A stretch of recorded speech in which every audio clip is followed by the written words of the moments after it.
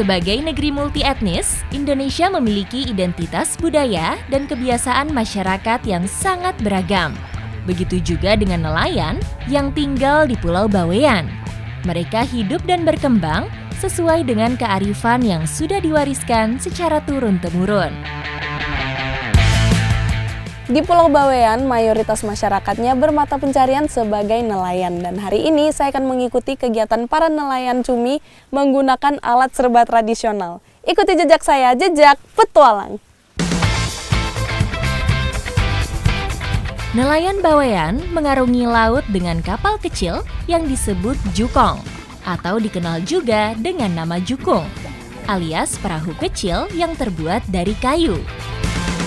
Karena kondisi laut di sekitaran Desa Daun ini sangat dangkal dan tenang, jadi kita harus menggunakan jukong untuk menuju ke tengah kurang lebih sekitar 100 meter baru bisa menemukan tempat bersembunyinya cumi. Saat jukong bergerak, senar yang sudah diberi umpan ini menjadi alat yang paling cocok untuk menangkap cumi-cumi. Wah, ini dia yang ditunggu-tunggu akhirnya nongol nih. Wih, besar ya Pak.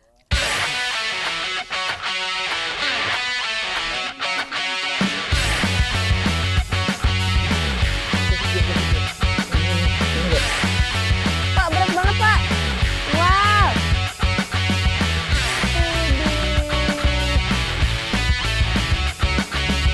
Di sini tuh kalau mau memancing cumi nggak pakai udang asli sebagai umpannya, melainkan pakai udang dari kayu yang ujungnya diberi kail nih ya Pak ya.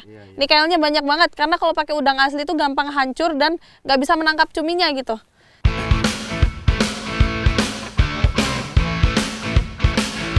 Jukong merupakan kapal kayu tradisional khas Pulau Bawean. Perahu kecil bercadik yang menjadi andalan nelayan di sini.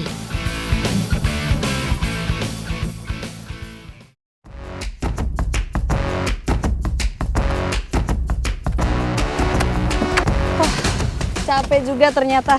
Nah, saat ini saya lagi nyanglok atau memahat kayu binong yang bakalan dijadikan jukong.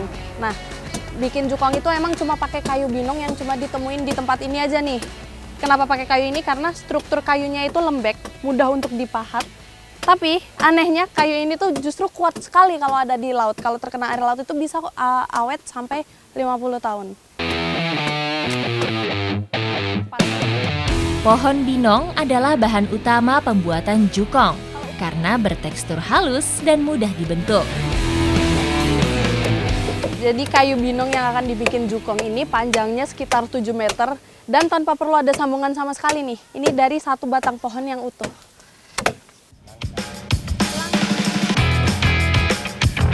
Para pembuat jukong di sini belum menggunakan peralatan canggih. Mereka masih setia dengan alat tradisional yang serba manual. Nah, setiap kegiatannya ini namanya beda-beda. Kalau nyanglo ini karena menggunakan alat yang dikasih nama sanglo atau merupakan pacul pahat yang ujungnya sangat tajam. Sangklok penggunaannya mirip seperti cangkul.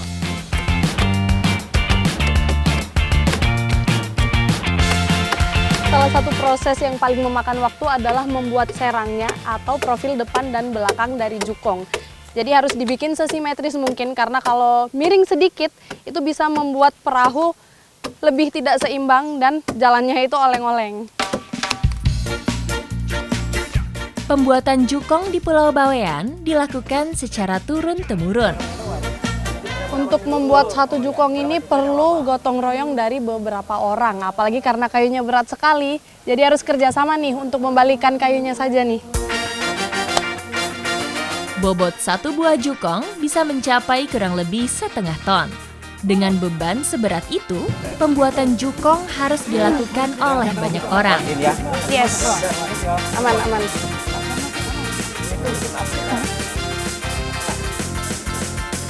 Apa itu? Oh boleh. Wah berat banget.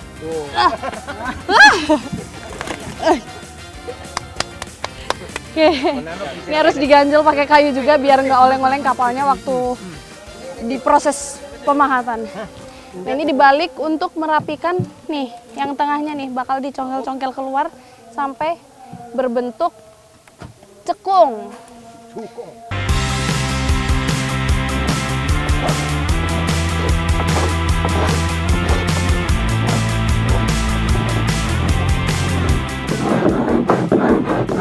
Nah, kalau ini udah kelihatan nih bentuk jukongnya. Langkah berikutnya adalah menipiskan bagian dalam jukong menggunakan alat serut tradisional. Ini lucu nih, bentuknya juga mirip-mirip jukong. Alat serut tradisional ini digunakan untuk menipiskan dan menghaluskan permukaan jukong bagian dalam. Nah, uniknya masyarakat di sini tuh untuk mengetahui tebal tipisnya kayu ini cukup menggunakan perasaan. Jadi diraba-raba aja bisa langsung tahu tuh udah cukup atau masih kurang tipis.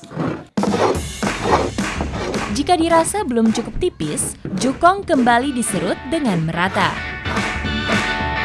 Setelah dirasa ketebalannya sudah cukup, jukongnya akan lanjut dibasahin dengan air. Ini emang sengaja dibasahin sampai direndam kayak gini ya Pak?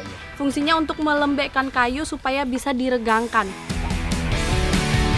Potongan bambu yang dipasang digunakan untuk meregangkan jukong, agar cukup menampung orang yang duduk di dalam jukong.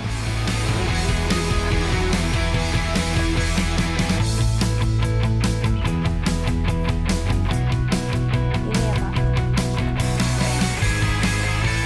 Nah, selesai tahap finishing seperti ini, biasanya untuk menurunkan jukong itu ada hari-hari baiknya dan setiap orang beda-beda. Biasanya berpatokan pada hari ulang tahun keluarga. Semakin besar jukong yang dibuat, semakin banyak pula orang yang harus terlibat. Oke, kita naik ini dulu ya.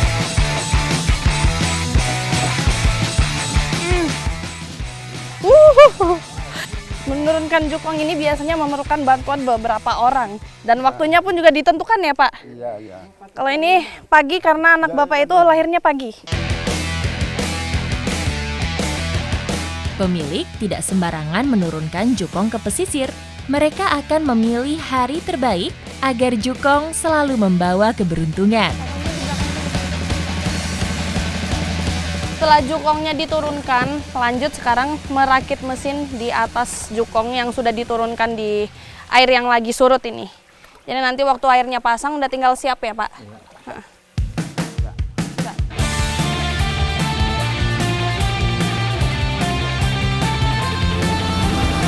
Di Desa Kedung Lumpang, Kabupaten Jombang, hari ini saya bersama teman-teman dari komunitas Jeep Jombang akan buka jalur bersama mobil-mobil yang gagah ini.